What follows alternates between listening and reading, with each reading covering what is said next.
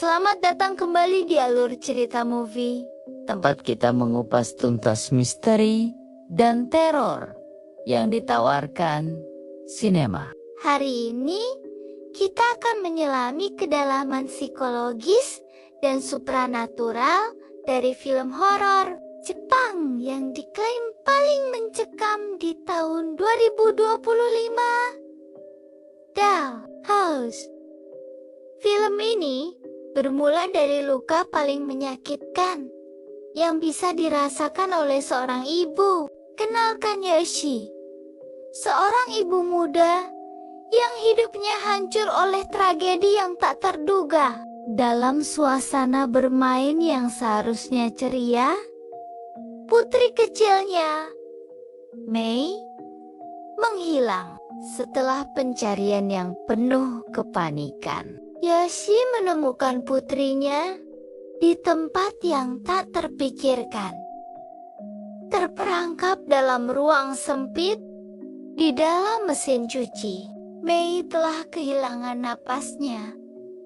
Sebuah kecelakaan yang kejam yang meninggalkan kehampaan abadi bagi keluarga itu. 1 tahun berlalu dan Yoshi masih berjuang melawan bayangan trauma. Rumah terasa dingin. Setiap sudut menyimpan ingatan yang menyesakkan. Dalam upayanya untuk mengisi kekosongan yang ditinggalkan Mei, ia menemukan sepotong masa lalu yang terasa familiar, namun asing. Di sebuah pasar loak, ia tertarik pada sebuah boneka antik. Boneka itu tertutup dalam kotak kaca dengan ukiran dan mantra yang tampak kuno. Boneka ini yang kemudian ia dandani menyerupai mendiang putrinya menjadi fokus obsesinya, pengganti diam untuk jiwa yang hilang. Boneka itu diberi nama Echan. Kehidupan perlahan mencoba kembali normal. Keluarga Yoshi dikaruniai putri kedua yang ironisnya juga mereka beri nama Mei.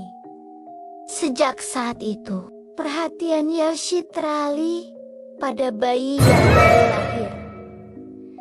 Dan boneka Echan mulai terlupakan. Dan dari sinilah teror senyap dimulai. Hawa dingin yang menyesakkan mulai menyelimuti rumah. Rambut dan kuku boneka itu yang telah disimpan selama bertahun-tahun terus memanjang dengan kecepatan yang tidak wajar. Kemudian keanehan berpindah ke putri kecil mereka. Mei yang baru lahir mulai berbicara dengan Echan. Seolah-olah boneka itu adalah teman bermainnya yang nyata. Namun, ini bukan interaksi yang polos. Serangan fisik mulai terjadi. Seorang teman bermain Mei tiba-tiba mengalami luka sayatan dan gigitan misterius. Seolah diserang oleh kekuatan tak kasat mata. Sebuah energi negatif sedang membangunkan sesuatu yang seharusnya tetap terkubur. Suami Yoshi, Hiko, akhirnya menyadari bahwa boneka itu bukanlah penghibur, melainkan sumber bahaya. Mereka membawa Echan kepada seorang ahli spiritual yang kemudian mengungkap kebenaran yang membuat bulu kuduk berdiri. Melalui proses pemindaian mendalam atau CT scan, terungkaplah rahasia gelap di balik porselen yang cantik. Di dalam boneka Echan terdapat kerangka tulang manusia yang berukuran kecil. Jasad seorang anak kecil terperangkap dalam sebuah mainan. Investigasi membawa mereka ke masa lalu yang suram. Ke tahun ke 1926, Boneka itu dibuat oleh seorang pengrajin bernama Yasumoto Kokichi dari jasad putrinya sendiri yang bernama Ayah.